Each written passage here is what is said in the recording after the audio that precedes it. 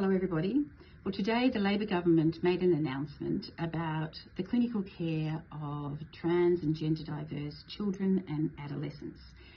Now, we already have excellent clinical guidelines that have been developed by experts, but we've never had those guidelines nationally consistent. And recently, AUSPath, an organisation made up of clinicians who care for gender diverse and trans children and adolescents, and Transcend, a very important organisation who care for the mental health of that community, wrote to the government and said these excellent clinical guidelines really do need to be updated.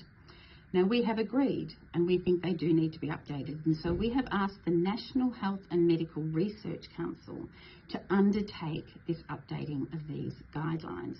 The NHMRC is the perfect body to do this, and of course they will consult very closely with the community, with organisations like AUSPath and Transcend, people with lived experience and clinicians, to make sure that the care a very vulnerable part of our community gets is up to date and in line with the most recent scientific evidence. Now, this is actually in line with the LGBTIQA+ action plan, the Health Action Plan, which we announced a couple of weeks ago, or last year actually. This is one of the recommendations, a very important recommendation. We think that our trans and gender diverse children and adolescents deserve the best healthcare, just like you, just like me, just like everybody in Australia deserves the best healthcare. And this is not a national inquiry.